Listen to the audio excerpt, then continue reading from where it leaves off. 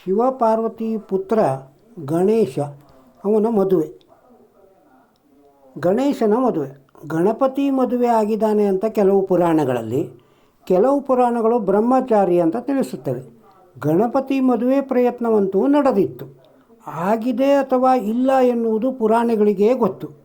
ಗಣಪತಿ ನೋಡಲು ಕುಳ್ಳಗೆ, ದಪ್ಪಗೆ, ಡೊಳ್ಳು ಹೊಟ್ಟೆ, ಮರದಗಲ ಕಿವಿ, ಸಣ್ಣ ಕಣ್ಣು, ದೊಡ್ಡ ಸೊಂಡಿಲು ಹೀಗಿದ್ದ ಗಣಪತಿ. ವಯಸ್ಸಿಗೆ ಬಂದಾಗ ಮದುವೆ ಆಗುವ ಆಸೆಯಾಯಿತು. ಆದರೆ ಇವನನ್ನು ಮದುವೆಯಾಗಲು ಯಾವ ಹುಡುಗಿಯೂ ಒಪ್ಪಲಿಲ್ಲ. ಗಣಪತಿಗೆ ಒಂಟಿ ಬಾಳು ಬೇಜಾರಾಗಿ ಜೀವನ ನಿರಸ ಎನಿಸಿತು. ಗಣೇಶನ ಬೇಸರ ತಾಯಿ ಪಾರ್ವತಿಗೆ ಅರ್ಥವಾಯಿತು. ಮಗನಿಗೆ ಹೇಳಿದಳು, ನೀನು ಮದುವೆಗೆ ತಯಾರಿ ಮಾಡಿಕೊ, ನಾನು ಚಂದದ ಹುಡುಗಿಯನ್ನು ಹುಡುಕಿ ತಂದು ಮದುವೆ ಮಾಡಿಸುತ್ತೇನೆ ಎಂದಳು. ಗಣಪತಿ ಖುಷಿಯಾಗಿ ಮದುವೆ ತಯಾರಿಗೆ ಹೊರಟನು. ಮದುವೆಗೆ ಮುಖ್ಯವಾಗಿ ತಾಳಿ ಬೇಕು. ಕುರಿಗೆ ತಾಳಿ ತರಲು ಹೇಳಿದ. ಅದು ಕೈಲಾಸದಿಂದ ಹೊರಟು ಭೂಲೋಕಕ್ಕೆ ಬಂತು. ಕುಬೇರನ ಆಭರಣ ಮಳಿಗೆಗೆ ಹೋಗಿ ಯಾರಿಗೂ ಕಾಣದಂತೆ ಒಂದು ತಾಳಿಯನ್ನು ತನ್ನ ಕೋಡಿನೊಳಗೆ ಸಿಗಿಸಿಕೊಂಡು ಓಡಿ ಕೈಲಾಸಕ್ಕೆ ಬಂದು ಗಣಪತಿಗೆ ತಾಳಿ ತಂದಿದ್ದೇನೆ ಎಂದಿತ್ತು. ಎಲ್ಲಿ ಎಂದು ಗಣಪತಿ ಸಂತೋಷದಿಂದ ಕೇಳಿದ. ಕುರಿ ತನ್ನ ಕೋಡು ತೋರಿಸಿತು. ಆದರೆ ಕೋಡಿನಲ್ಲಿ ತಾಳಿ ಇರಲಿಲ್ಲ. ಕುರಿ ಬರುವಾಗ ಎಲ್ಲೋ ಬಿದ್ದು ಹೋಗಿತ್ತು. ಗಣಪತಿಗೆ ಸಿಟ್ಟು ಬಂದು ಹುಡುಕಿ ತರಲು ಹೇಳಿದ. ಅದು ತಾಳಿ ಹುಡುಕಲು ತಲೆ ಬಗ್ಗಿಸಿ ಹುಡುಕುತ್ತಾ ಹೋಗಿದ್ದೆ. ತಲೆ ಬಗ್ಗಿಸಿ ಕೊಂಡೆ, ಇನ್ನೂ ಹುಡುಕುತ್ತಲೇ ಇದೆ. ಮದುವೆ ಊಟಕ್ಕೆ ಸಿಹಿ ಕಡುಬು, ಲಾಡು, ಉಂಡೆಗಳು ಬೇಕು. ಅದನ್ನು ಪುಟ್ಟ 5 ವರ್ಷಗಳ ಮಕ್ಕಳಿಗೆ ಮಾಡಿಕೊಡಲು ಹೇಳಿದ. ಅವು ಕೈ ಮುಷ್ಟಿ ಕಟ್ಟಿ ಕಡುಬು ಮತ್ತು ಉಂಡೆ ಮಾಡುತ್ತಲೇ ಇವೆ. ಅದು ಯಾವಾಗ ಮುಗಿಯುತ್ತದೋ ಗೊತ್ತಿಲ್ಲ. ಇನ್ನು ಮದುವೆ ಖರ್ಚಿಗೆ ನಾಣ್ಯಗಳು ಬೇಕು. ನಾಣ್ಯಗಳನ್ನು ತರಲು ಇಲಿ, ಹೆಗ್ಗಣಗಳಿಗೆ ಹೇಳಿದ. ಹಿಂದೆಲ್ಲ ಭೂಮಿಯೊಳಗೆ ಮುಚ್ಚಿಡುವುದೇ ಬ್ಯಾಂಕ್ ಆಗಿತ್ತು.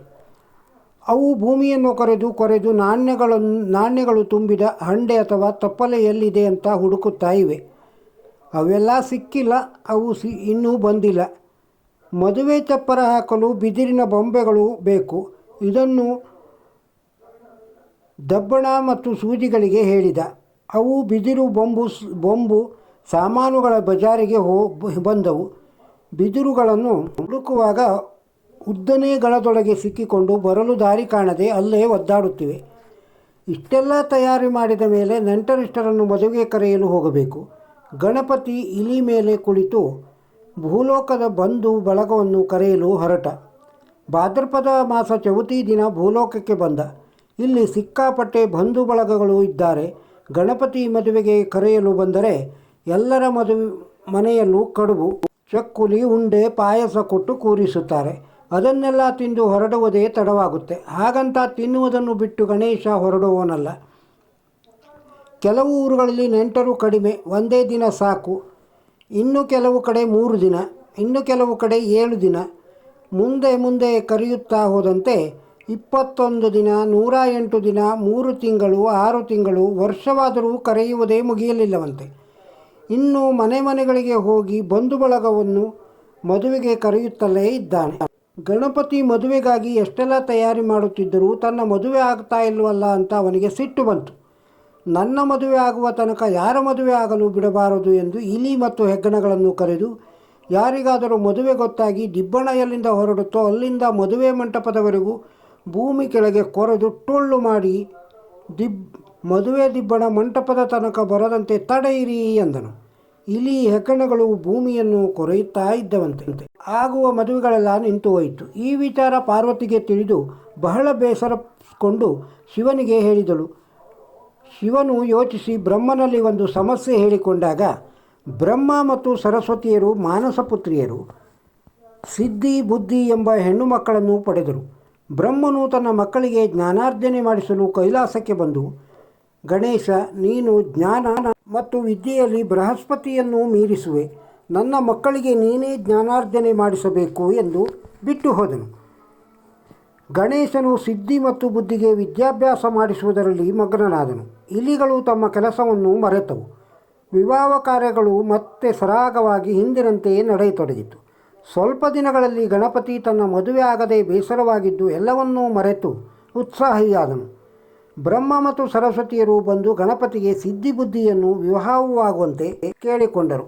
ಗಣೇಶನು ಒಪ್ಪಿದ್ದ. ಸಿದ್ಧಿಬುದ್ಧಿಯರ ಜೊತೆ ಗಣೇಶನ ವಿವಾಹ ವಿಜೃಂಭಣೆಯಿಂದ ನಡೆಯಿತು. ಸಿದ್ಧಿ ಮತ್ತು ಬುದ್ಧಿ ವಿಶ್ವರೂಪನ ಮಕ್ಕಳು ಎಂದು ಕೆಲವು ಕಡೆ ಇದೆ. ಗಣೇಶ ತನ್ನ ವೈವಾಹಿಕ ಜೀವನವನ್ನು ಚೆನ್ನಾಗಿ ನಿರ್ವಹಣೆ ಮಾಡಿದ. ಮುಂದೆ ಸಿದ್ಧಿ ಬುದ್ಧಿ ಪತ್ನಿಯರಿಂದ ಶುಭ ಮತ್ತು ಲಾಭ ಎಂಬ ಇಬ್ಬರು ಪುತ್ರರನ್ನು ಪಡೆದನು. ಭಾದ್ರಪದ ಚೌತಿಯ ದಿನ ಭೂಲೋಕಕ್ಕೆ ಬರುವ ಗಣೇಶನನ್ನು ಯಾರು ಭಕ್ತಿಯಿಂದ ಶ್ರದ್ಧೆಯಿಂದ ಆರಾಧಿಸುತ್ತಾರೋ ಅವರಿಗೆ ಸಿದ್ಧಿ ಬುದ್ಧಿ ಲಭಿಸಿ ಶುಭ ಲಾಭಗಳಾಗುತ್ತವೆ ಎಂಬ ನಂಬಿಕೆ ಇದೆ. ಹೀಗಾಗಿ ಗಣೇಶನನ್ನು ಮಕ್ಕಳಿಂದ ಹಿಡಿದು ವೃದ್ಧರ ತನಕ ಎಲ್ಲ ಜಾತಿ ಜನಾಂಗದವರು ಗಣೇಶನನ್ನು ಆರಾಧಿಸುತ್ತಾರೆ. ಇದೊಂದು ದಂತಕತೆ. ವಕ್ರತುಂಡ ಮಹಾಕಾಯ ಸೂರ್ಯಕೋಟಿ ಸಮಪ್ರಭಾ ನಿರ್ವಿಘ್ನಂ ಕುರು ಮೇ ದೇವ ಶುಭ ಕಾರ್ಯೇಷು ಸರ್ವದಾ. ಗಣೇಶನ ಮದುವೆ ಇದೊಂದು ದಂತಕಥೆಯನ್ನು ಕೇಳಿದಿರಲ್ಲ. ನಿಮಗೆ ಇಷ್ಟವಾಗಿದ್ದರೆ ಒಂದು ಲೈಕ್ ಕೊಡಿ. ಇದನ್ನು ಇತರರಿಗೂ ಶೇರ್ ಮಾಡಿ. ನಮ್ಮ ಚಾನಲ್ಲಿಗೆ ಸಬ್ಸ್ಕ್ರೈಬ್ ಆಗದೇ ಇದ್ದರೆ ಸಬ್ಸ್ಕ್ರೈಬ್ ಆಗಿ. ಮತ್ತೊಂದು ವಿಡಿಯೋದೊಂದಿಗೆ ಸಿಗೋಣ. ನಮಸ್ಕಾರ.